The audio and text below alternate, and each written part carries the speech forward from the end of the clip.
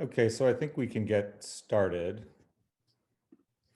Good afternoon, everyone. I'm Keith Crumwoody, Dean of Architecture Division at California College of the Arts. Thanks for joining us for this panel discussion on the future of work presented by our interior design program. At CCA, we understand land acknowledgement as a transformative act meant to confront our place on native lands and to build mindfulness of our present participation in colonial legacies. California College of the Arts campuses are located in Huichin and Yelamu, also known as Oakland and San Francisco, respectively, on the unceded territories of Chochenyo and Ramaytush Ohlone peoples, who have continuously lived upon this land since time immemorial. We recognize the historic discrimination and violence inflicted upon Indigenous peoples in California and the Americas, including their forced removal from ancestral lands and the deliberate and systematic destruction of their communities and culture. CCA honors Indigenous peoples, past, present, and future, here and around the world, and we wish to pay respect to local elders, including those in the lands from which you're joining us virtually today. This is an important year for CCA architecture. We're celebrating 100 cumulative years of interior design and architectural education, as our BFA interior design program marks its 50th anniversary, our Bachelor of Architecture program its 35th, and our Master of Architecture program its 15th. And with our lecture series, Remaking, we're bringing important thinkers and makers to CCA to reflect upon the work we must do now, both here at the school and in the discipline at large, to remake architecture and co-imagine a just and equitable future. Before I pass things off to Amy Campos and Catherine Bakos, who are moderating today's discussion, I'd like to tell you about the next event in the series. On Tuesday, March 16th at 10:30 a.m., CCA's Architectural Ecologies Lab will host a virtual exhibition opening for Iamus Laus, Visions for Environmental Justice Now, which includes student work from the Borean Ecologies at Aslayas Creek studio last fall, undertaken in partnership with Y-Plan, the San Francisco chapter of the National Organization of Minority Architects, the Malcolm X Academy, and San Francisco Planning. This will be followed on Thursday next week with a panel discussion, Architecture in Action, What is Possible Now, which will explore how the student visions might catalyze future actions in support of environmental justice. You can find the full spring lecture schedule, along with stories by and about our students, faculty, and alumni at scaffold.architecture.cca.edu. Please note that you can enable closed captioning of today's event at the bottom of your Zoom window. And now I'd like to introduce Amy Campos, Chair of Interior Design.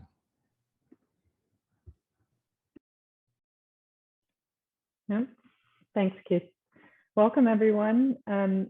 As Keith said, I'm Amy Campos. I'm the Chair of Interior Design, and it's really nice to see you all today, have a chance to connect virtually. At CCA in Interior Design, in the Interior Design program, Professor Catherine Bakos has led our advanced interdisciplinary studio for the past 3 years on the topic Future of Work, partnering with programs across the college and in adjacent industries to expand our idea of work and the environments that can support it. I'm pleased to pass the screen to her to introduce our topic today. Catherine? Hi. Welcome, everyone. In the last year to the day, actually, here in California, the long arc of the history of the workplace has come close to closing the circle as we all made our homes again into workplaces. This has no doubt accelerated the trends that first interested us when we launched the interdisciplinary studio for seniors in interior design, architecture, interaction design in the pre-pandemic spring of 2019. We collaborated first with Anne Valencia, Chair of Interaction Design, and focused on the high-tech industry and the rapidly changing definition of the office. We asked, how can new collaborative technologies support the spaces and places where work will happen? With input from Swissnex, Adobe, WeWork, and Airbnb, the student teams responded with a range of projects for collaborative workstations on airplanes and floating marine pods in the San Francisco Bay, and even live workspaces for the orbital residents of the International Space Station. The next spring, we focused our attention on the workstation itself, understanding that the spaces, tools, and experiences we have at work are a critical part of our happiness and our productivity. This time, we teamed up interior design and architecture students with industrial design students.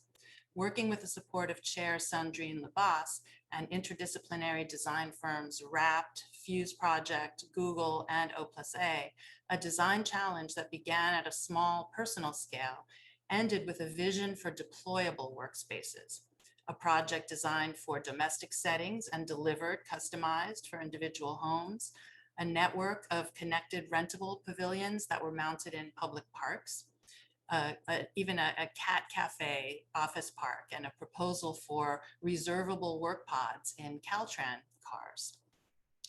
Our current studio continues to challenge existing paradigms to speculate on the future of work. Understanding interior design itself as an interdisciplinary endeavor, the studio builds on the research methods and processes from the previous studios, from interaction and from industrial design, but is squarely focused on the professional scope of interior design. Our starting point is the 1964 design of the reconfigurable components of the Action Office system and Robert Propst's generative question, how much do we know about the office as a place for humans? What are its present aims? How well does it function? Clearly, we are all experiencing firsthand the effects of remote work as we lock down in ad hoc home offices to stop the spread of the virus. With more work by humans done outside the office and more work by robots in the office, Propst questions elicit altogether different thoughts today. Our three guests have been seriously engaged in these questions for many years, and I'm so pleased that they are with us here today to discuss their work and their thoughts on the evolving workplace. I want to pass it back to Amy to introduce and welcome these leading designers. So we're thrilled to have all three of these inspiring leaders on the topic in the same Zoom room today. We have Lisa Shao, who is a Senior Associate and Strategy Director at Gensler. We have Verda Alexander, who is co-founder at Studio O+A and co-host of the podcast Break Some Dishes. And Amanda Stanaway is a principal and the global leader of workplace interiors at Woods Bagot. I'll introduce Lisa, Verda, and Amanda in a little more depth right before they each present, starting with Lisa. A self-proclaimed process geek with a passion for human-centered qualitative research, Lisa's experience lies in innovation and user experience for the built environment. As a strategy director at Gensler, she defines the front-end strategy for clients with an eye on success factors after completion. Her project work engages all scales and industries, from connected digital experiences to futures for workplace, hospitality, healthcare, and cities.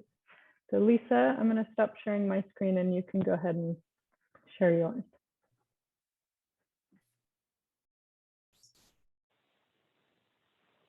Great. Thank you very much, Catherine, Amy, and Keith. Can you hear me okay? And can you see the screen? We can't see the screen. Okay.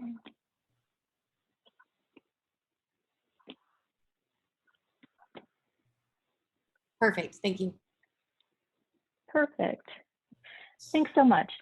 As strategists and designers, now it's such an interesting time to be in our profession. With the ongoing conversations about the role of place, sustainability, equity, and inclusion, the built environment, in my opinion, is ever more important, because our role is to reimagine that future of the workplace, where we work, but also live and play and how they blur. Today, I'm going to talk about the process that we go through at Gensler to help clients through these foggy and big questions. We've created this piece called A Workplace with Heart.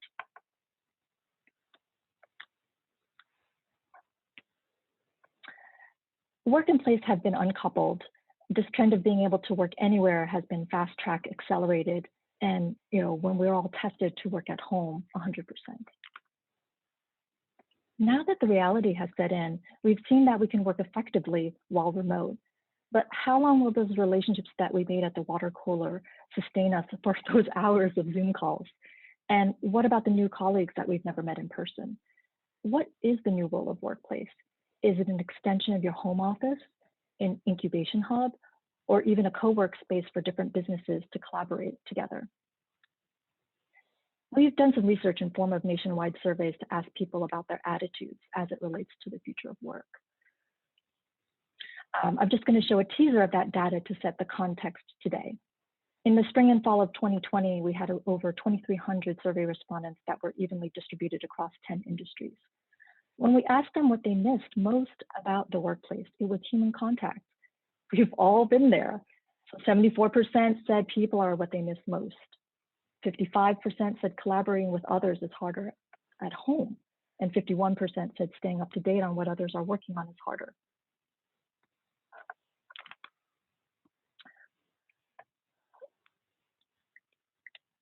But when asked how many days they would prefer to work from home versus the office, over half the people prefer to work in what we call a hybrid model.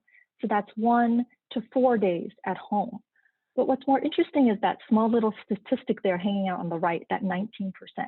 That's 19% of the people wanted to work full-time at home. That means never coming back to the office. So when you add it all up, that's over 70% of the people fluctuating in and out of the office. What does that mean for the workplace? There's another theme here, and that's about why we use the office. As a workplace strategist, I've spent many a late night talking about and measuring how the workplace can be more effective so that people are more productive.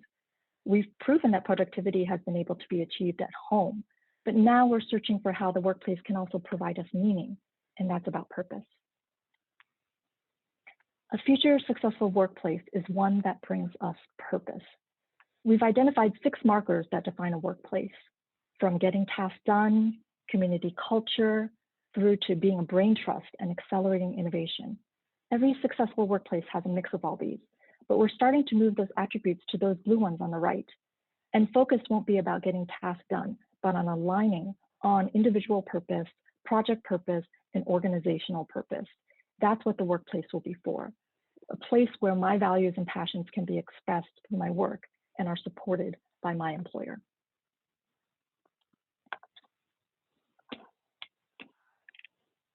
So I'm going to step a little bit away from the narrative and talk about the process that we engage clients in. The methods have become a lot more diverse. Let's take a typical discovery process from immersing in the problem, planning a strategy, acting on that vision, and assessing the final result. In the immerse category, when I started in user research, most of the energy was around the primary user, often called the end consumer. I'm going to use an example from another industry because I really believe that you benefit from looking across industries for inspiration. So take the context of healthcare. The primary user is the patient. The secondary user is the physicians and nurses, and the tertiary user is the healthcare organization. Nowadays, we have to consider all of these users in our approach. And in the plan phase, while design thinking has birthed the idea of human-centered user research methods, our clients are using other complementary ways to uncover opportunities, whether it's agile methodologies in software development or lean thinking in manufacturing. You should learn these methods in order to be fluent in their viewpoint, and perhaps use some of those in your daily practice. Moving on to the act phase, it's not enough to have the mentality of build it and they will come. Every project should look at the solution from a change perspective. What is the degree of change, the desire for change, and also the rate of change, so that you can be able to design a space that will give people the right information at the right time to drive adoption. And lastly, let's not forget the assess phase. After you complete a project, to be a better strategist and designer, you need to know if your strategy worked. The prevailing discussions have been around moving from return on investment, which is ROI, which measures experience in terms of financial, marketing, or sales metrics, to return on experience, ROE, which is about culture, engagement, and retention. For the purpose of the discussion, I'm going to zoom into that immerse phase for a little bit. The methods of user research are also continuing to evolve. This is often used as a foursquare to see the typical ways that you can uncover opportunities. On the y-axis, you see attitudinal, which is what people do, versus behavioral, which is what people say. Attitudinal could be someone saying, I like this shopping experience, I found what I wanted.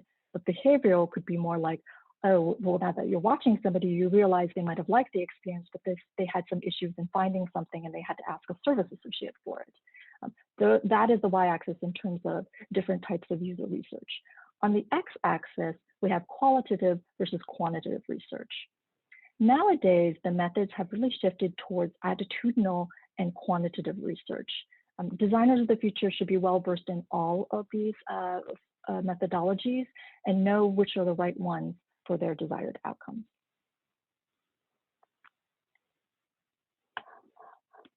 Okay, back to workplace. I'm gonna end this segment showing a couple of vignettes and some of the possible realities for that future workplace. It's a workplace of choice and autonomy, a destination for community and connection where everyone is empowered to have a voice. The first idea is around the hybrid work environment. With people working at home in the office, how might we better replicate both working environments so they feel more like one? Could we use digital twins that are built on 3D gaming engines such as Unity and show them on screen so that we can bring the sort of digital presence together? Or are there physical elements, such as artists in residence program art that could be imported into both worlds, both at the office or at home, or even home office furniture that looks like the office furniture so that they show up in both places and people feel more connected. Within the workplace, can we take the traditional gathering place and use technology to expand the community outside the four walls? We've reinterpreted the pantry to be a connected kitchen, able to host multiple events throughout the day, and as a place that is digitally enabled for meetups, recommendations, and buzzy work. In the open office, flexibility and adaptability will be tuned up to the max. You'll be able to customize the workplace based on your preference, which will include small-scale do-it-yourself flexibility, as well as larger-scale flexibility by operations teams that set up the space. It will create a new type of landscape of work elements that are tuned to the team and less to the individual. Meeting spaces will take some of those same cues of the open office, possibly expanding in size for more flexibility of furniture and doing away with the hierarchical setup of the head of the table. You'll always want to have your remote team members in presence in the room. So in these environments, we may see more adoption of mixed realities and ARs to enhance the experience. While some spaces will become more fit to purpose, like we just saw in the workplace, in the work areas, others will be more generic, using technology or furniture to create immersive environments for addressing the whole you at work, for the mind, body, and soul.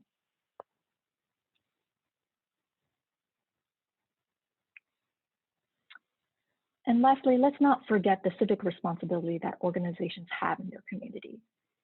We could see the notion of an owned workplace for one business group going away. The implication in this new reality is that the overall footprint may decrease for a workplace, and companies may want to sublease their remaining space to trusted partners, incubate a startup, or give that space to share with the community. With employees living in all different locations, rather than building a location, they might want to provide access instead to a co-work space.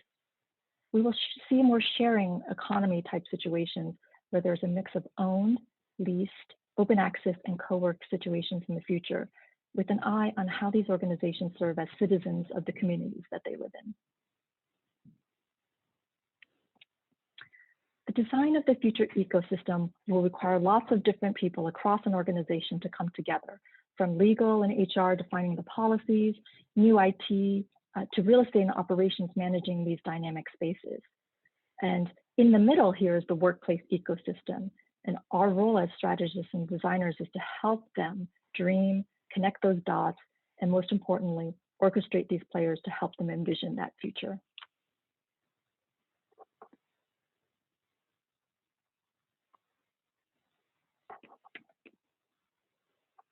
I'll stop the share and move to the next speaker. Thank you so much, Lisa. So next we have Berta Alexander. Berta has spent 28 years in the design industry redefining workplace as the co-founder of Studio O+A. Berta's artistic perspective and initiatives at O+A have spurred innovation and challenged the conventions of interior design. She continues to work on expanding the dialogue between art and design, exploring what the future can be. In 2018, Verda launched a small studio from within O+A to work exclusively on experimental projects and unconventional interventions. She also recently started an excellent podcast called Break Some Dishes with John Strassner that takes a closer look at some of the environmental crises we face as a global community under the lens of creativity and design. Verda, please go ahead and share your screen now.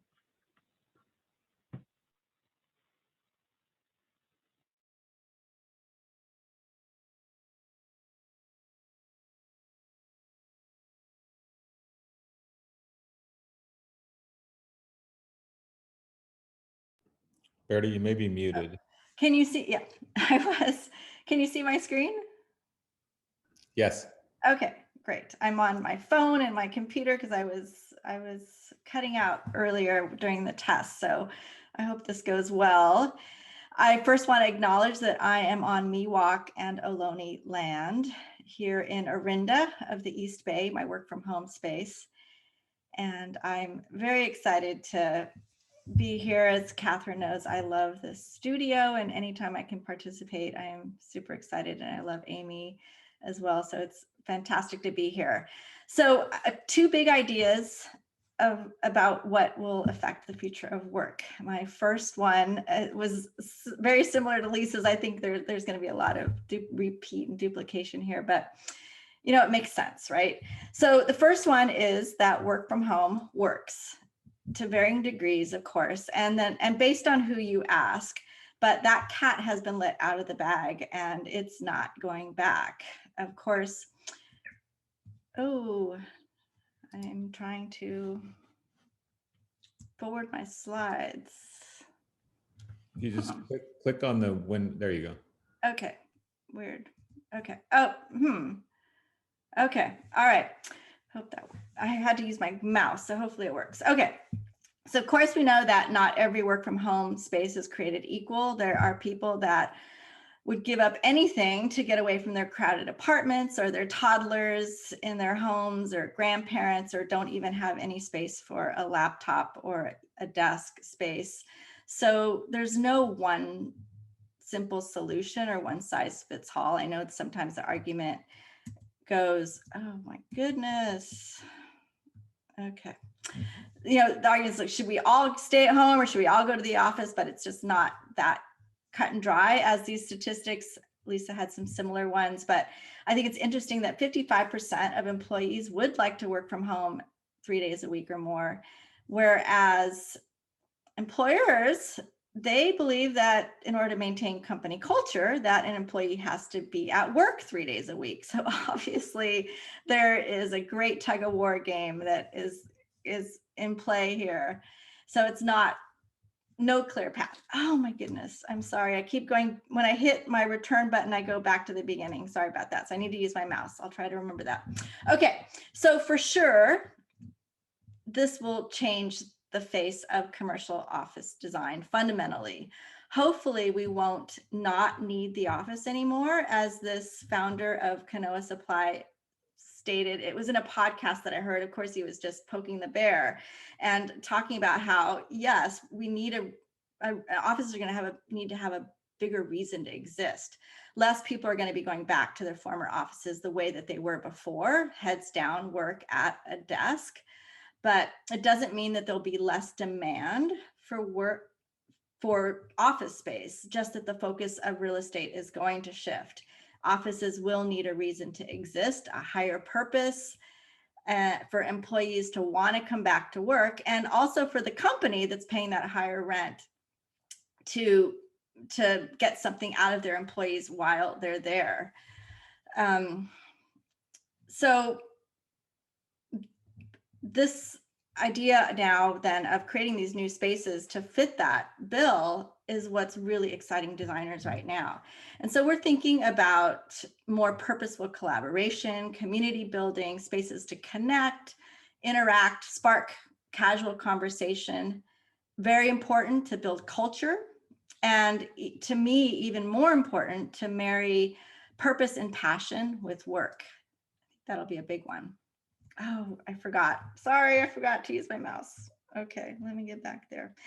The other aspect that I'm excited about is how work from home advances the idea of distributed work, hubs or satellite offices in suburbs near pockets of employees. I hate commuting, and I would love to be able to bike down to my little downtown of Orinda and meet up with other coworkers at a satellite office. It fundamentally will change how we view corporate headquarters, right? And I just wanted to throw this in.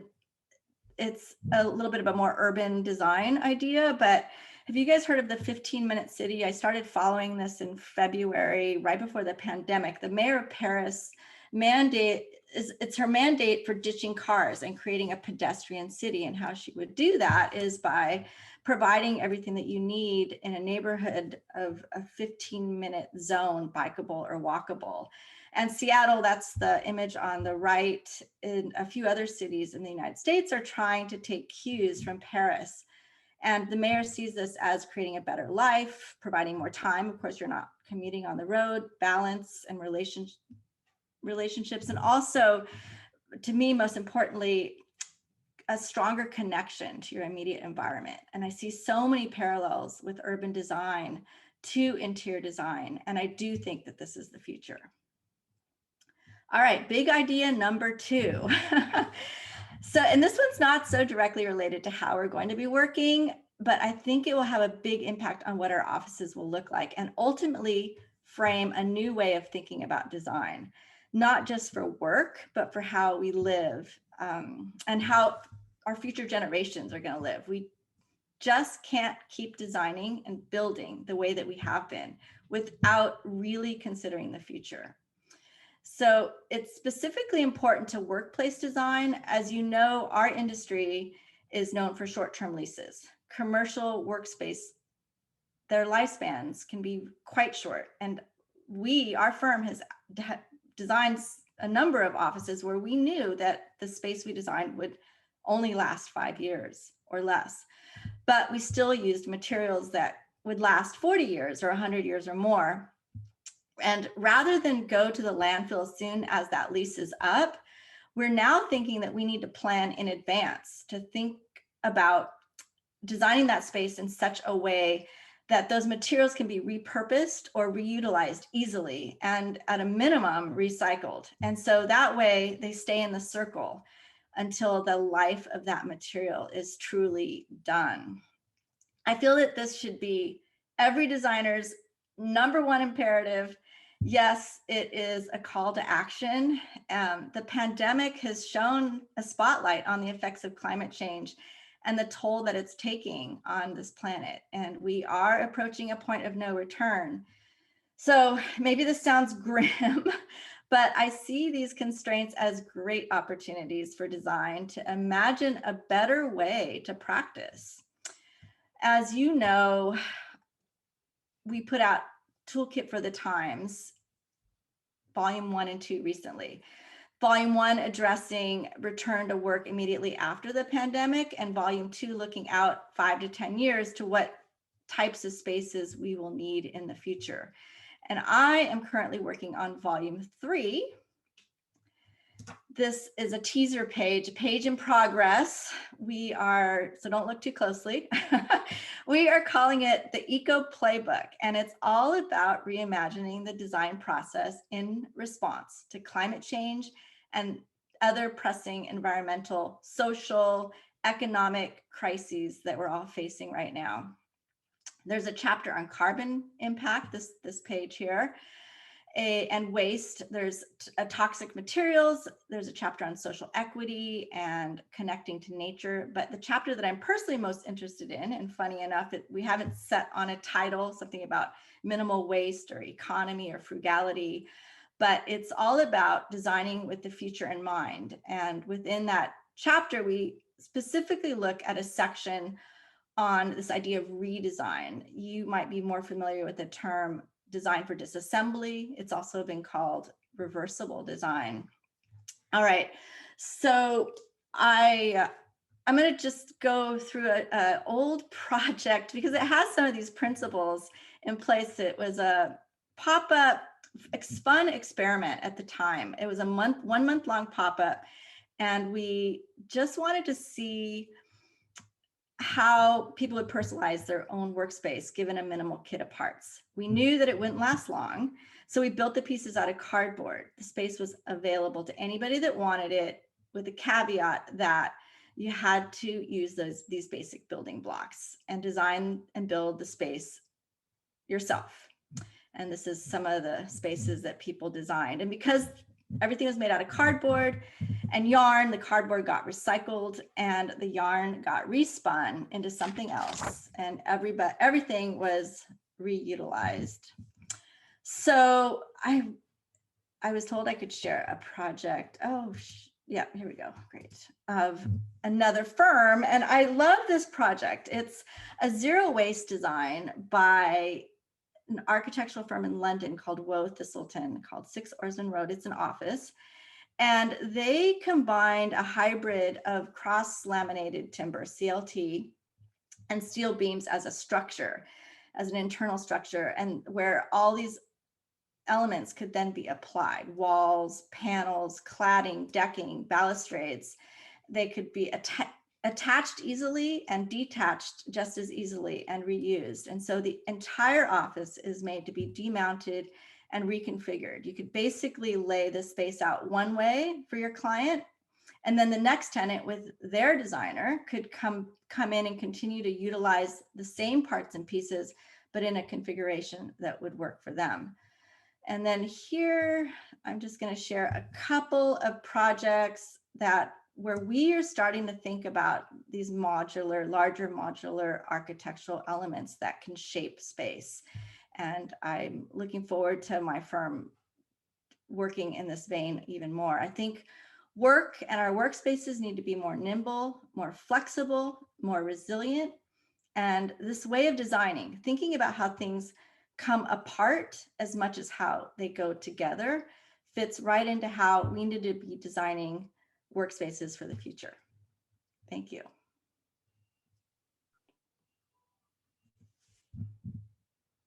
Great, thank you, Verda. That was wonderful. Can you stop sharing your screen? Yeah. Oh yeah, sorry, I have my phone propped up on all these books and I can't see the button here. Okay, so I'm going to introduce our third speaker, Amanda Stanaway, who is our last speaker, but is actually already in the future as she's joining us from Australia, and it's Saturday morning there. Amanda joins us from Woods Bagot. She sits at the forefront of workplace design and has been instrumental in creating some of the most cutting-edge workplaces in Australia. Workplaces that have delivered clients real business advantage and positive organizational change. As both a principal and Woods Bagot's global workplace design leader, Amanda's role encompasses strategy and design across the commercial, lifestyle, and public sectors. She skillfully advises on projects and guides multidisciplinary design teams with a communicative approach that is clear, organized, and collaborative. Amanda works globally and spends a large amount of her time public speaking and lecturing, promoting and driving education and ideas through everyday workplace practice. Amanda, go ahead and share your screen. You good? Can you see it? Perfect. Excellent. So hi from the future. Well, I'd like to think that we're that far ahead, but really for us, we've been in a very fortunate place in Australia. I hate to say it often, but it's probably 55 days with 0 COVID cases in Australia. So we have been back at work for just over 6 months. So in some ways, some of the trends that we talk about today are ones that we live and breathe day to day, but more than anything, there's some moments where I'm going to give you my insight as a practitioner, my insight as a business owner, my insight as a person who runs large business and project teams, and also my insight as an employee, because they're all really different when we talk about the future of work. And although a lot of the things that people talk about today are true, the reality of the hybrid office is actually a really hard thing to work in. And I think as we move forward, we want to talk about the values that we can create and how we as designers and working with a whole heap of other cross-disciplinary people, we can actually change the future of work. And so for us, from the very beginning, as soon as COVID started, we kept talking about something we'd always talked about, which is if you can work anywhere, why would you need to be somewhere? I think really this was for us always about the fact that certainly in Australia, the agility of work had changed dramatically, and that really COVID had just expedited trends that had existed for some time. We've been talking about the more intuitive or smarter office, of which I actually don't believe anyone had done. We'd spent a lot of time with a lot of clients around making the smarter and app-based office, but no one had really got it to work properly. We'd spent a long time, over a decade, in more flexible and agile ways of work. And openly, Australia, about 50% of businesses had shared prior to COVID, quite differently to the rest of the world. So we already had a very agile and flexible mindset around the sharing of space and the use of space that made it kind of a little different when we got into this phase of COVID, because the idea of working anywhere was quite well formed in most Australian businesses. The idea of the office being more healthy, and that was the physical and mental health of employees. And I think certainly over the last 12 months, the mental impact on people talk a lot about the positive, they never talk about the negative. And certainly the impacts of that have been quite substantial. But more importantly, or last, is the idea of workplaces as a service. And that's been quite significant across most industries for a long period of time. I think the thing that I have to remind everyone is that one of my father's friends asked me one day why, if I painted the colours of the walls, did CEOs fly me around the world? And I often do that in taking jest of myself, because that's what some people that my father knows think that I do as an interior designer. But most importantly, I try and explain to people every day the best workplaces are the ones that are linked to business drivers and that create value for business. And I think really importantly, when I talk to people about what we do and the importance of workplace moving forward, that is still the key thing as designers that you need to connect to. Understanding a business purpose and its values and its drivers, and creating design that creates physical moves to enable this. I'm going to give you one really simple example. This is from NAB at 700 Burke Street, which is a 60,000 square metre bank. I remember taking Americans through this bank very early on, and it's got a hole all the way at the bottom. The public walks through the bottom of it. And someone said to me, how can a bank absolutely have no security? And the reality of that was the key thing for the bank when we created the piece of work, and it was really about connection with customer and community. The idea that no one trusted a bank in Australia. So the idea of it being transparent and linked to public realm was fundamental in living its values. And so when I talk about the idea of business and design being linked to value, this is the kind of thing that I'm talking about.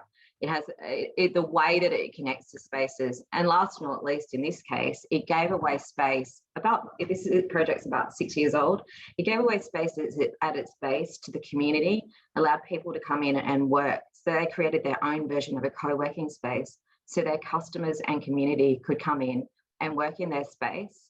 The trade-off was that they got to talk to them about their ideas and what they were trying to do in business. And so this whole idea of an ecosystem, and I think really importantly, as I talk to designers, it's still, no matter how much the workplace has changed, we have to work out how it creates business value. It's not about design, it is about design, but it's not about color and space. It's about a number of different things that have to produce business value.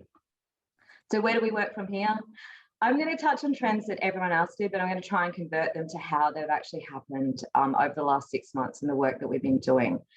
We came out with 4 fairly clear ideas around the future of work, which is this idea of work club, work studio, work agile, and work node. And pretty much across the 3 speakers, everyone's kind of touched on them in place. The idea of club is really about the idea that workplace is about enabling cultural capital. And so over the pandemic, people have asked about where they want to work, when they want to work, and how. The key thing for us is around culture and the idea of workplace enabling culture, bringing people together and actually creating connection. And the number one thing, and Lisa touched on it, people want to go back to work for people. Being back at work for 6 months, we've seen a massive drive of people coming in, primarily because if the office is buzzy and is connected, people come because there's actually a very strong desire to be connected to those other people. But more than anything, it's about creating a quality experience. This project on screen, the budget is about 5 times a normal project, but it's about a tenth of the size. It's about 200 square meters. We spent about $10,000 a square meter, which in your terms is probably about $8,000 and 8,000 American dollars per square meter. But it was about creating a quality experience for work. So when they're going to work, the quality of that experience is way better than ever before. It's serviced. You can get coffee delivered to your desk. There's a lot of other things that happen here. So the idea that if we're going to create workplaces in the future, and this idea of a work club, it may be smaller, but the quality of that experience will be better. And actually, it will be very much about creating something that's quite distinct rather than a desk farm. I think also this whole idea around access, not ownership. In Australia, this has been something that has happened for about 10 to 15 years in terms of the idea of sharing space. If we only want to come into the office 3 days a week, why would anyone keep space for us? And why would we not want to share? And I think across the world, this idea is taken up very differently. So the idea of access and not ownership to space has to be heightened in the future. Otherwise, to Verda's point, we're making space that's not used, which is not a great use of resource. But more than anything, people come together because they want to be with others. And I think this whole idea about the self-orientated work mode kind of drives me a little bit nuts, which is terrible. I should be employee focused, but you know, I always say, do you ask your kids what they want for dinner? Because if they did, they'd say they want McDonald's, right? So like, it's like sometimes there's some things that you might actually have to drive. And I think more importantly, the thing that is challenging is that the power of organizations comes from team. It doesn't come from me. I'm good at my job, but I'm nothing without my team. And so the power of organizations, and all organization comes from team. So as we're creating strategy going forward, Lisa touched on it, team is paramount. So I'm important, but my team is paramount, and the organization sits around that. So the idea of me, we, and us is a scenario that actually has played out a lot in the work that we're doing. So although people are understanding the idea of sharing space, they are actually having to figure out how we can get people to share or come together as teams. So actually the priority is to try to book or create offices where we know what the team rhythm is, not what my rhythm is, what the team, because people will go in to be with others. If I'm working solo, I will work at home. And this idea that all work is not the same, that forming, storming, and norming need different spaces, and they actually need really, really different timing. So to form a team, so if I was to start a project tomorrow with Verda, the best way for us to do that is together. So the idea that we come together first and form a trust or form a rapport to create that job. To storm, to come up with the idea, is still, in our experience, better together. And that lastly, norming can easily be done anywhere. And I say that doesn't mean that that's an absolute, but ultimately with the businesses that we're working with, from Google to Amazon to people in between, we talk a lot about the fact that creating team culture and forming and coming up with the idea still has a lot of advantages being together, and that you can see that from the innovation pathways of a lot of these businesses over COVID. A lot of them didn't come up with that many innovations, primarily because actually when people are apart, but also when they're trying to collaborate virtually, it's certainly not as strong as it is when you're together. So there's some kind of values on how we might create the office in the future. And I think more than anything, it's still about a diversity of space for a new way of work. As everyone talked about, it's a place of purpose and belonging. And I think really importantly, that value keeps on driving back through the work that we're doing. And it's about it being authentic and sustainable. So touching on all the other pieces that everyone has outlined here. But us also, it's about a place of physical and mental well-being. And I think we have opened 2 projects during COVID that have been occupied. And this is one of them in the background here. A client moved from the CBD into a suburban big warehouse. They took what was about 10 square meters, so 100 square foot per person, and expanded that to 160 square foot per person, so 16 square meters per person. They took more space, they added more trees. It feels like you're kind of working in a really beautiful atrium, and the quality of the space has been increased. There's a beautiful gym, there's a beautiful space, and they've got 80% of their people back to work because the quality of space is superior to the one they have at home.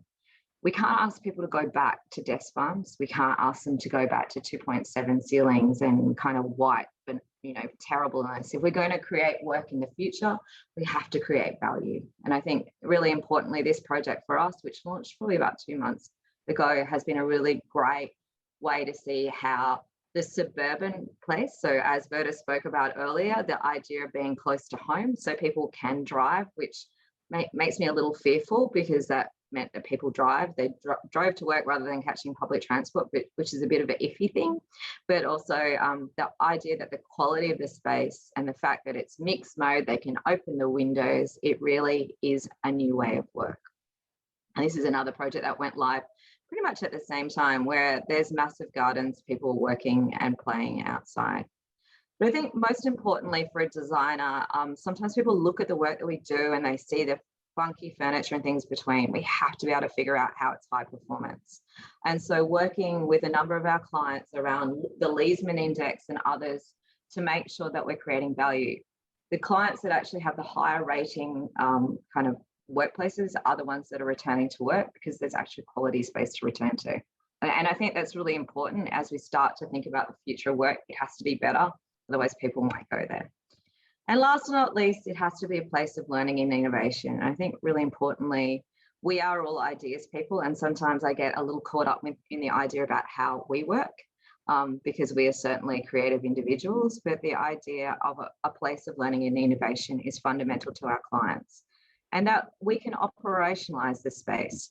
So last but not least, this is a time for us to bring together the tech nerds and ourselves as designers and operationalize design, being able to book space and create flexible and changing space, which Verda kind of touched on, but this whole idea, this is a piece of work that we did for Google a couple of years ago, where we have a whole heap of spaces that are space frames, they change themselves, you create your own way of working, and they work on demand. And so, with this is a combination of meeting rooms that can be moved, changed, and reiterated to create the right space for the right team. So for me, despite the fact that this makes me a little stressed as a control freak as a designer, the idea of designing 80% and allowing the rest to be on demand is a really, really strong trend, because we know that even if we are perfectly briefed and take the right process, that there's this idea of curation and intervention that's really important in the future. It was important before and is as important moving forward. So the idea that we can create design that's on demand, and that's becoming more and more simple with 3D printing, movable components, and giving people more flexible spaces that can be re-engineered to what they're doing. So pretty much, if people can work anywhere, we need exceptional space, and I think we need it to allow people to perform. But fundamentally, for us to be relevant in the future, we need to make sure that we create space that demonstrates value to business and to employees. That's it. I don't know how long I took. I'm hopefully on time.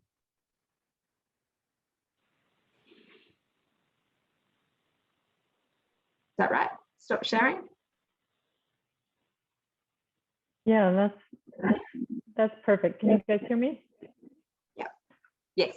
So Catherine, did you want to open up our discussion? I'll pass it over to you. Sure. Yeah. Thank you all so much, Amanda and Verda and Lisa, for bringing all these issues before us. I think the students in the studio anyway, I hope are, their brains are on fire with some of the things that you touched on, that they are also, I have to say, beginning to explore themselves. So there's a lot of resonance, and I think encouragement, right? That they're sort of understanding the problem in the same ways that professionals are. So that's a really inspiring collection, I think, of ideas. So as Amy said, we've reserved quite a bit of time for discussion. So I want to just invite you all to raise your hand, unmute yourself. If you have a question for our guests, you can also just use the chat and we can be, aware of that, and maybe, Amy and I can vocalize the question for you. So yeah, please, I want to invite everyone, especially students in the studio, who maybe have direct questions.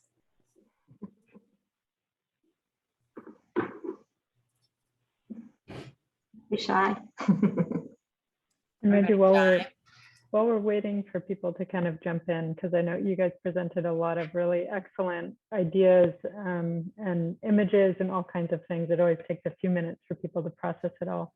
Do you have any questions for each other? Because I actually don't know how much you all overlap with each other, but the presentations had so many different sort of common themes. So you're approaching them from different perspectives. I thought I'd, ask if you had questions for each other just to start.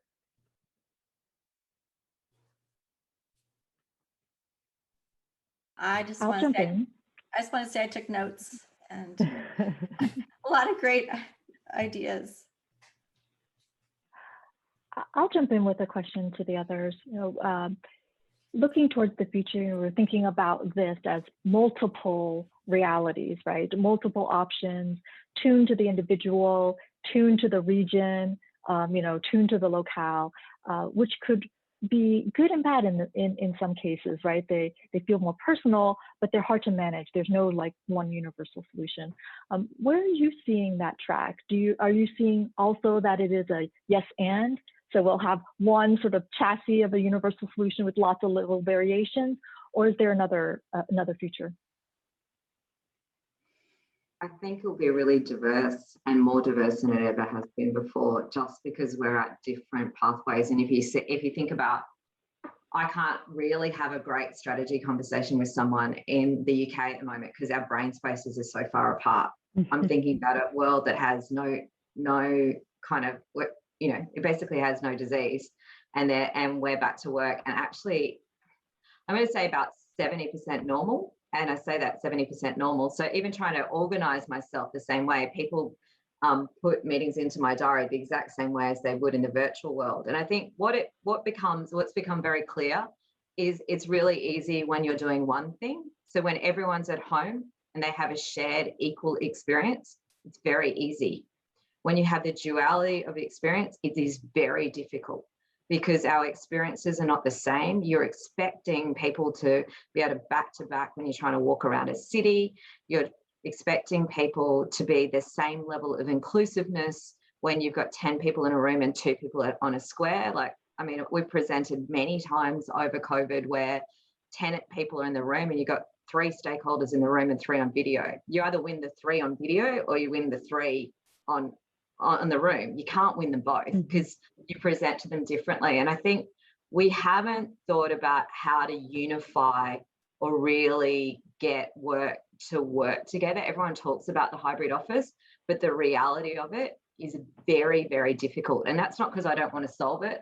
It's really it's difficult, and we actually have to put our brains together to solve that, which means working with Microsoft and lots of other people to create the right tools to solve it, because we won't alone as a design industry. Physical space won't do it. We have to kind of get to the full ecosystem of work to be able to do that. And I think everyone's saying the hybrid office. I'm like, have you lived in it? It's chaos. It is absolute chaos, to be honest. I think it is the way of the future, but I think we're gonna stumble a lot of times when we're trying to get that to happen. That's and I Zoom, right? Like we're hearing from the future. So sorry, go ahead. It's chaos. It's chaos in the future. There you go. You can quote that one.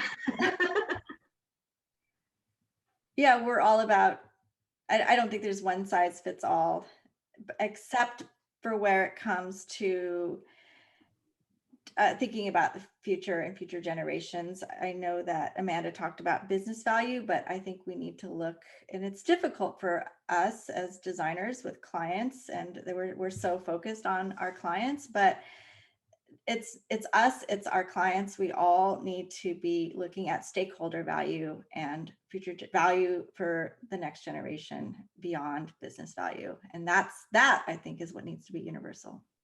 Yeah. Well, we have a great segue, the question that came up right about that. So maybe I'll just voice that in the chat. Really curious about what will happen with so much empty office space in the future. What do you see most likely for repurposing? Who wants to take that? I'm happy to take it. Every developer asks this, and I have to answer one thing to them. If we work across every discipline, so retail is dead because apparently no one's going to go to a mall. Hospitality apparently is dead too. We're not going to travel. We're not going to do stuff, and we're not going to work.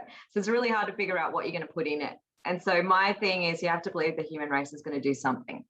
So the reality is that in repurposing that, I think a lot of the stuff that we're looking at the moment, a lot of it is going to resi, to housing, and switch of use. But I think it's a very hard thing to figure out how you're going to repurpose it, because so many sectors are diminishing.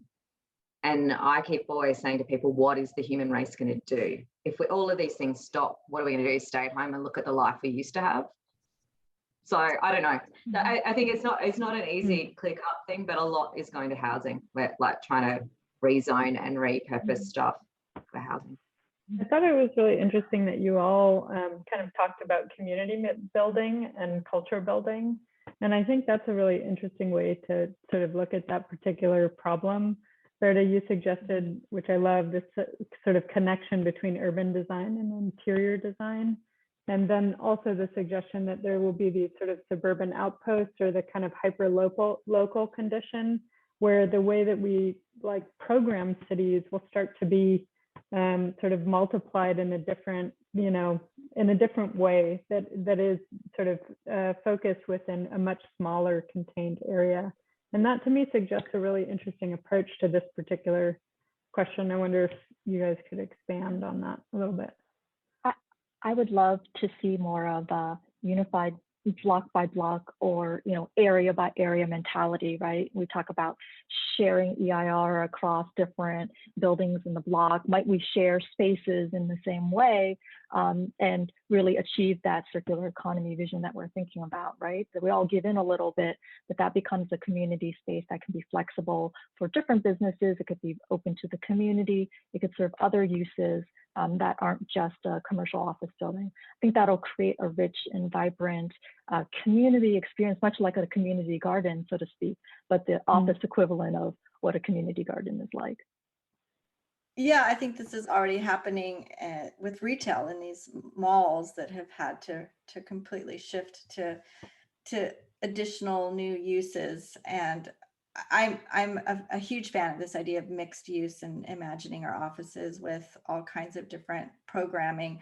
But to the question, I'm not 100% sure we're going to have a whole ton of office space available. Yes, offices may shrink in terms of employees coming to work, but they may expand their program in terms of other types of spaces.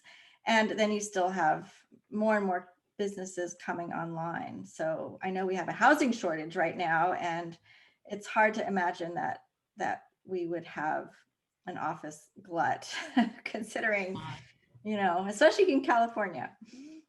I think the only other thing I'd add to that is that we found that we have lots of space in the CBD, but in those regional nodes that we're trying to convert, the quality or the amount of space is not there for us to do some of the ambitions of the distributed working. So one of the fall downs of distributed, certainly in Australia, is the quality of stock or space in those regional places. So people have chosen to move out of the cities, yet we've got fairly substandard or typologies. So thus that image that I showed in the middle of the presentation, we converted an old factory building into a workplace, and that makes for a great workplace, and there's absolutely nothing wrong with it, but just trying to find space to align with that, which means I think what a workplace is, or what anyone conceives as a workplace, is going to change dramatically in terms of it won't be a big office tower or a big campus block. It will be much more unique and linked to business and ideas. So for us, we're in one of the banks we're working at the backside of all the regional branches. We've converted the backside of that to co-working. So there's a direct link between community, customer, employee, and space. So there's a whole heap of things I think that will change. I'm kind of a little bit with Verda in Australia. I think there's clients that will take more space, definitely. And we've got a couple of them that have gone, hey, we're nearly going to double the amount of space we're going to give people, and therefore the variety of spaces that come with that. And then in the juxtaposition, we're working with lots of CFOs who've walked in and just by numbers have said, we're going to cut our portfolio by 30%, work it out, which is completely different. And so we're trying to balance that. There's no perfect answer, and both of them are happening in the future, and we're just trying to work through them. And it will be a really different type of work that we'll create. That's the only thing that's clear. And that touches, Amanda, on one of these questions also in the chat about programming for those spaces. You know, it's not a one size fits all. I would say every project that we've has had a different process in terms of trying to help them reimagine that workplace. And it gets down to their values as an organization. Some are really about their people, so they want us to engage their people. Some are really about data and evidence, so we go and do benchmarking. So there's lots of different inputs that feed into this. But the one thing I think which is consistent, is that there will be a lot of testing and prototyping. I think we all agree that we don't know what that future is, but we have to design for a more flexible one. And that will require multiple revs of thinking that it's going to be this, pulling back, coming back, you know, and finally coming on a solution. And I think with that, modern enterprise or any business doesn't like the idea of innovation and testing. They don't like the permission to fail thing. And we've been trying for about 10 years to get them to work to that. So I think we have to get to the idea that we're trying to reinvent, and it'll only be the brave that actually make a really great move forward. And I have to say that almost every one of my clients, the first question they ask me is, what is everyone else doing? And it's like, and certainly at the moment in Australia, we're getting asked, what are you doing? Because everyone else in the world wants to know. And you kind of have to just turn around to the client and be brave and test.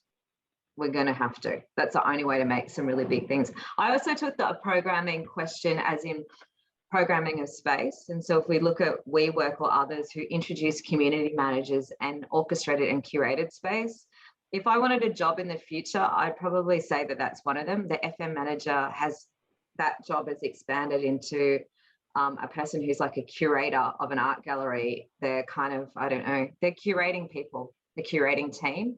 And in the future office, the connection of humans and teams and, you know, kind of human capital is fundamental. So the person who's curating the office and the teams is going to be fundamental. So the programming of space and the programming of people. And we think we're going to do all of those by computer, but I think certainly a lot of them will also be done by what I consider to be a community manager of an office or of an organization, or many of them.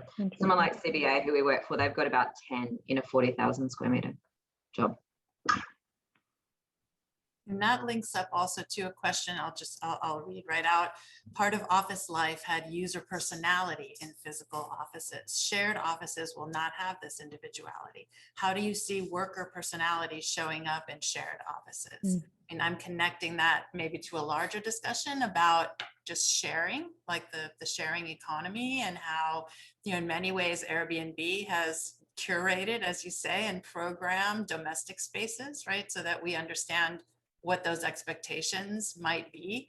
Do you see similar trends? I mean, it's clearly like with WeWork, there's a very emphatic interior style, right, to those places that seem to be receptive of people's personalities, right, to pile onto that. But talk more about this idea of shared spaces, or the cultural curation, as you said, of people, right, and expectations. Yeah, I think what's interesting is that we heard from a client that working at home, everyone working at home has actually equalized the experience. You know, there's a rectangle on everyone's screen and everybody gets the same sort of visual time.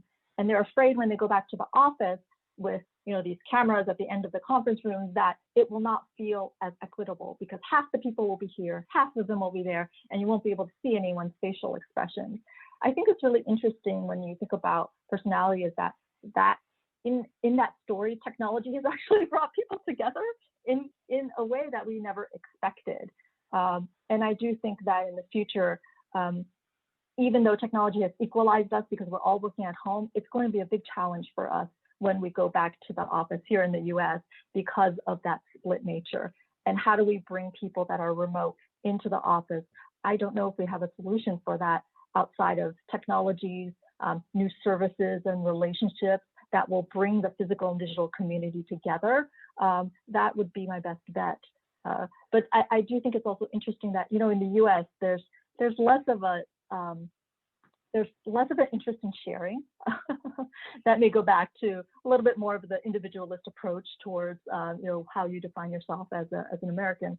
And I think we've been pushing hard in terms of our strategy to understand that, sharing is a positive, right? You get more when you do share, and you get more of that culture and connection. Yeah, I was gonna say that one of the ways you can bring personality into shared office is what I was talking about.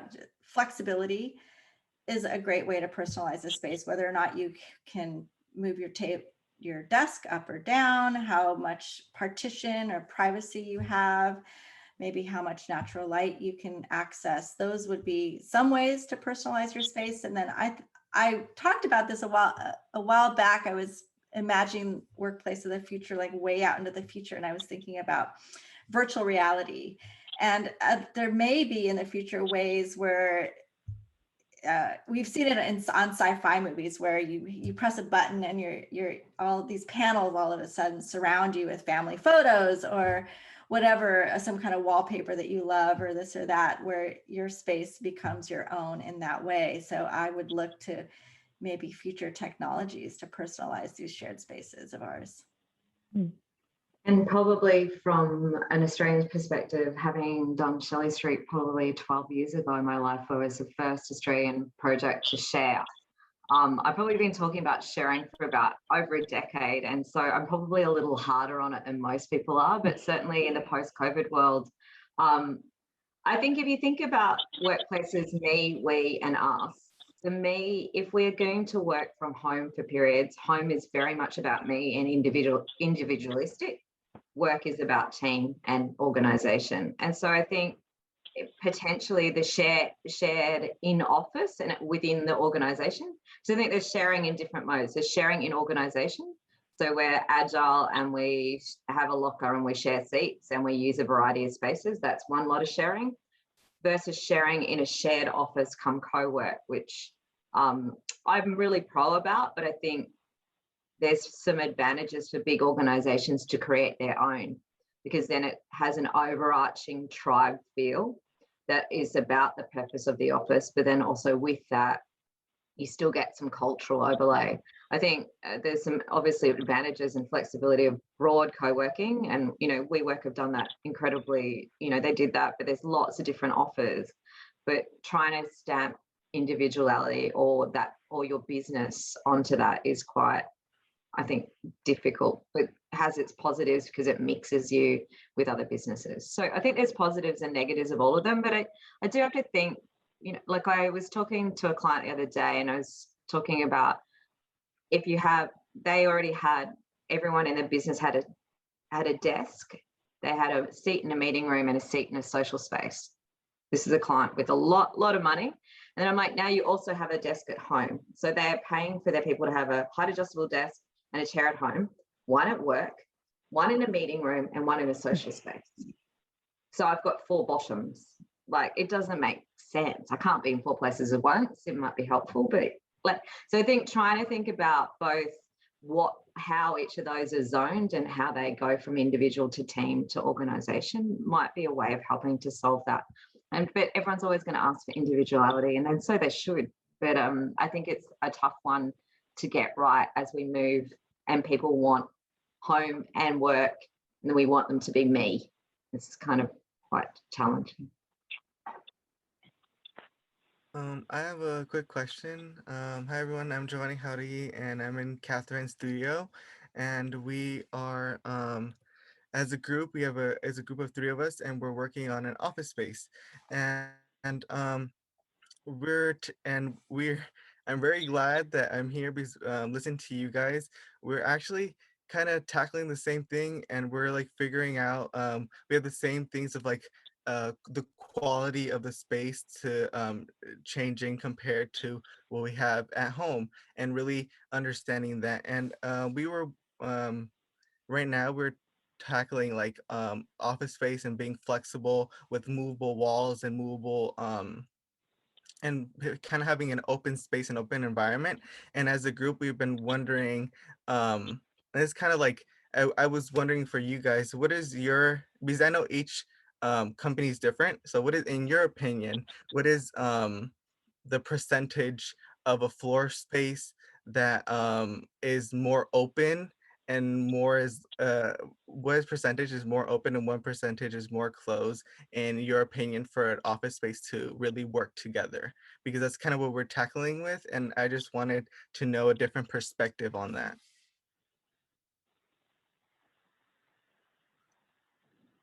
I think it's really hard to have a precise number. It really does depend on what the company does and what they're about, what their culture is and how they work. And I think a lot of things are going to be changing with needing less desks at the office. And it may be that we need less open space than we have in the past. But then on the flip side, more people we're going to be wanting to be more spread out too. So I think that's a really tough one to give an exact number on. Maybe another way of approaching, or go ahead, Lisa, sorry. Oh, and because it's changing also, I think we could have said for the tech industry, it's 80-20, right? But for financial services, it might be 70-30. But I think that's kind of thrown out the window right now. And what I would think about maybe is that in between open and enclosed, there's so much more difference, variation between that. So semi-open furniture, semi-open wall, right? And so if you think about the sort of in-between, I think that's where we're going to end up landing, as opposed to the purely open or purely enclosed. Yeah, great point. I spent a lot of time talking to clients about what is collaboration. And so people get distinctly confused around what is meeting. Meeting is didactic, one-way speaking. We're not solving a problem largely in a meeting. I'm actually giving you information and you take it away and do a piece of work. Versus collaboration, where you're bringing people together to solve a problem.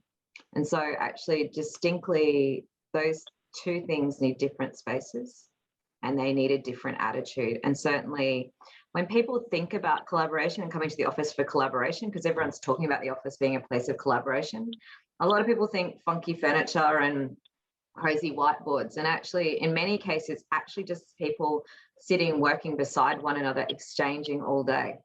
And I talk about during COVID, one of my team was struggling with a piece of work and she said, can we just leave video on all day? I'll listen to you rant on the 25 things that you're doing, but can I just basically behave like I do when I sit near you at work, which is listen to you, talk to a client on different conference calls. I can listen to how you're running. It means I can ask you questions intuitively. So I think when you're thinking about the future of the office, think about if the power of organization comes from team, how do you actually, and if you're coming to work to be distinctly with people, what does that look like? And I think that will give you a hint to what that answer is. And it's not a perfect answer because it's different for everyone, but it does make you think about, if you make the choice to go somewhere, you're going somewhere because someone else has something you need that's going to make work better or easier. Yes. Okay, thank you guys, because that's kind of what we were talking about, because for example, kind of like Google, and Google creates this wonderful environment, a bubble for people to come in and enjoy. And then I was kind of talking to Catherine about this when we talked the other day, how Google kind of also creates, I know Google makes housing for their workers, so they create their houses in a way that is kind of like small and not that exciting. So they're always like the worker would really like to go into this environment and be there and work not 24/7, but just be there for a while. And it's kind of where that's kind of where we were talking in the class, and this is a great way to connect to the classes. And this kind of goes back to Catherine Lambert's design for the body course, where it really goes into you're really designing a space for the body and different really going into detail with that. So thank you for having this what do you call it, lecture, whatever you want to call it, but this was really, really helpful. Thank you, Gia. That was the client with the four bottom discussion was about. There you go, that helps you. Yeah. Thank you. I'm going to read the next question on our chat. So Catherine Lambert, who Gio was just talking about, is one of our faculty who teaches across a number of different courses, including the studio that precedes this one. She asks, could you speak to the ideas of reconfigurable spaces? I think that real estate owners will be very interested in space that won't require high TI costs, especially if the real estate values will decrease in the near term. I think it's really interesting. We were looking at demountable walls the other day and how we don't use them much, and I'm hoping that we will now going forward. But part of it is that they have we think of them as being more expensive and maybe not as good looking. And I think a challenge is if reconfigurable spaces cost more, who's going to bear that cost, right? I think the other issue is they need to not look temporary. They need to not look like they're mobile or movable.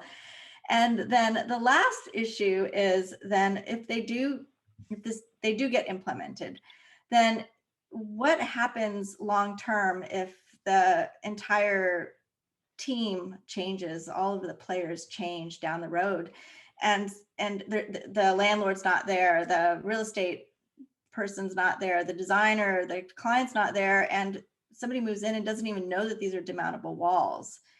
And we're exploring this idea of a legacy document that lives with the building, so that if you do program some of these elements into a space that they can continue to get carried through if the team completely changes. But there are a lot of issues.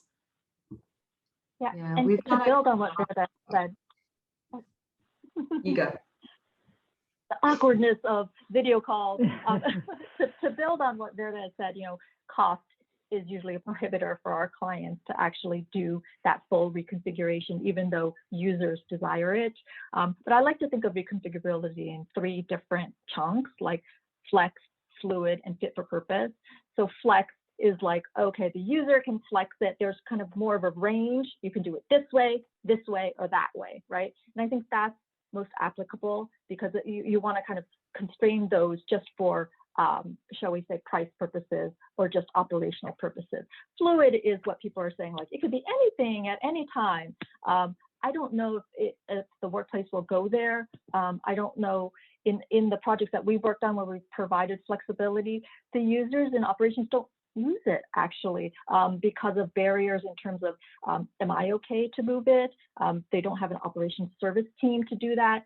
So that I think that second category is really hard to see moving forward. But fit for purpose are sort of extreme spaces that are actually extremely reconfigurable, right? And that might be the room that turns into an oasis with your phone app, or a library, for example. And I do see more of those coming. So it won't be every space, but it'll be a very specific use, a very small percentage of spaces that will do that. Just to close that out, the one challenge of it is services and the lack of flexibility in the ceiling plane or the service plane to actually allow that flexibility. There's lots of different and fairly good proprietary systems that are on the market. Steelcase have them, Chevello out of Australia, we use them a lot, and they're actually really great meeting rooms, 4 to 6, that can be moved around and actually disassembled.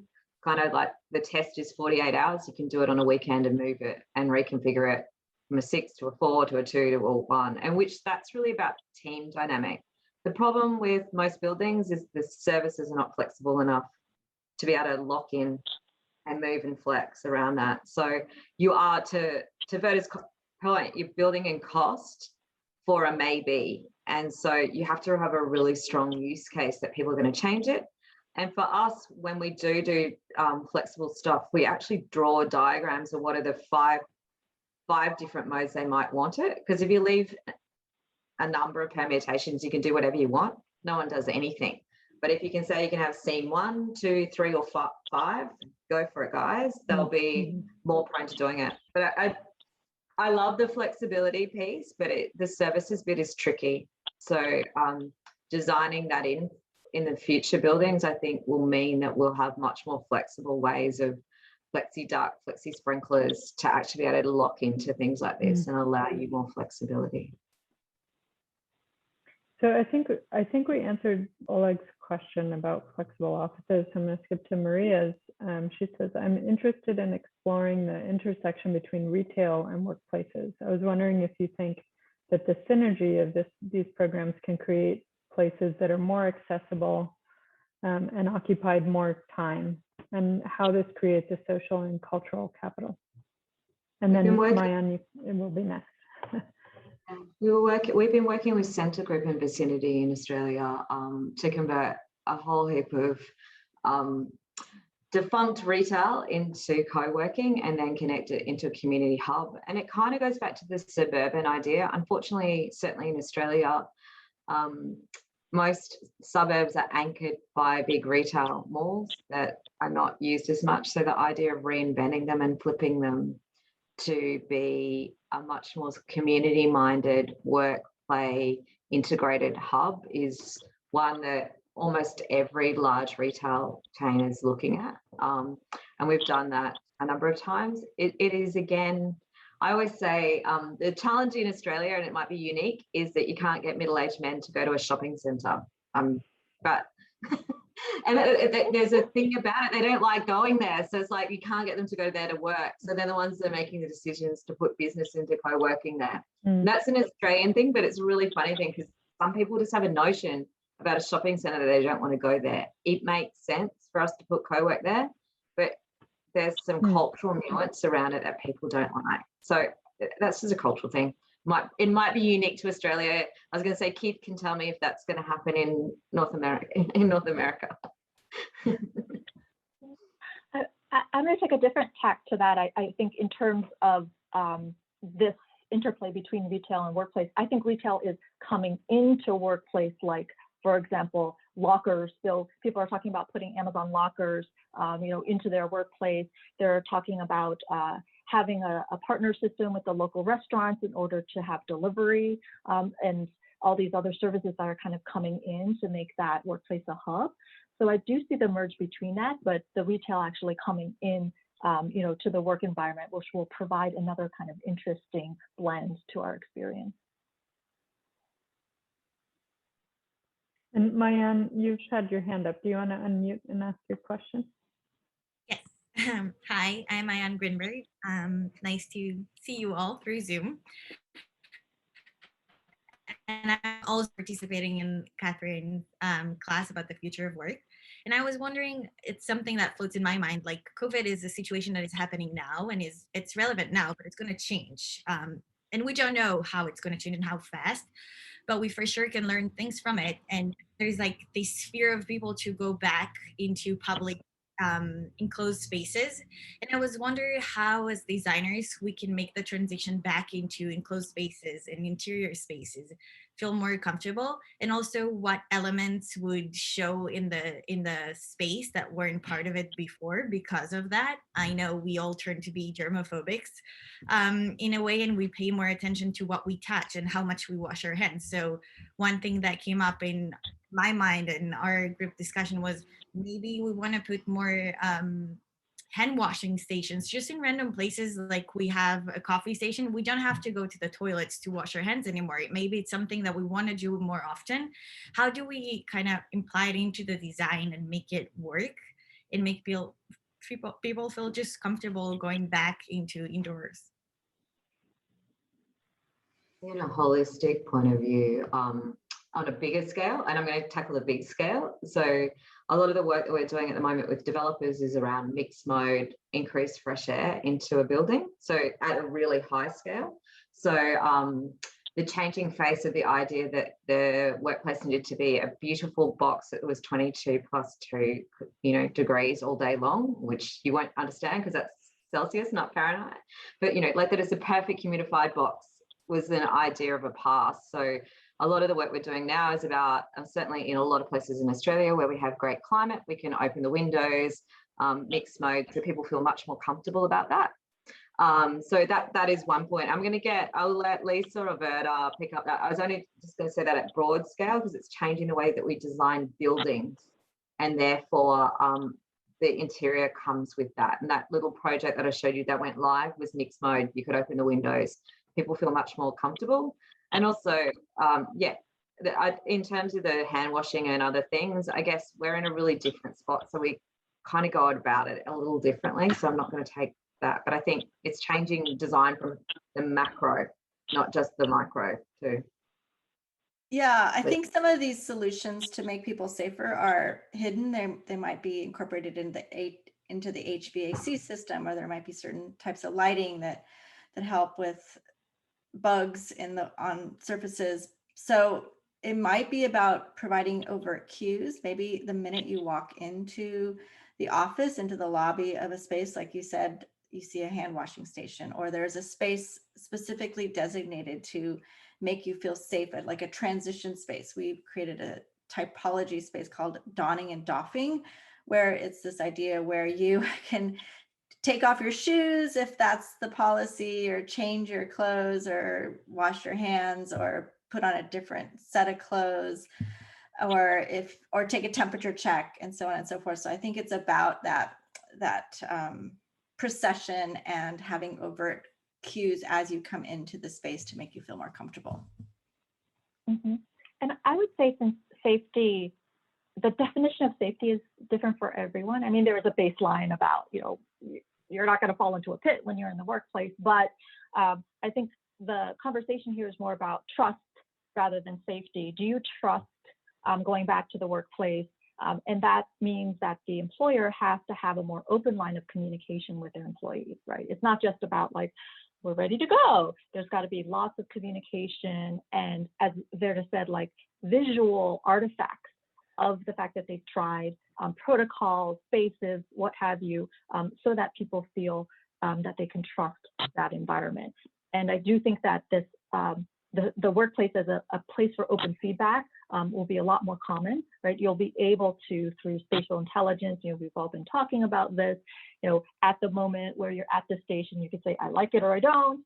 And then, people will be able to come back to you with that. And that'll be that continual conversation with the employee in order to keep that trust. Another I wanted to just interject, sorry, Mayan. So we are at time, and I know there's just a ton of great questions for the group, but I want to be cognizant of everybody's sort of schedule, and tell Lisa, Verda, and Amanda, and Catherine, thank you for such a powerful conversation today. This was really, really fascinating and wonderful to have you three, sharing your expertise. So I just want to say thank you very much, and thanks everyone for joining us. And thanks to Catherine for 3 years of ongoing great conversation around the topic. Thanks, everybody. Thank you all. This was really a wonderful session. Enjoyed it so much. Thank you. Thank you. We love Take care, everyone. about the future. We'll keep it going. Thank you all. Lovely to meet you Thank you, all. everyone. Yes, thank you very much, everybody.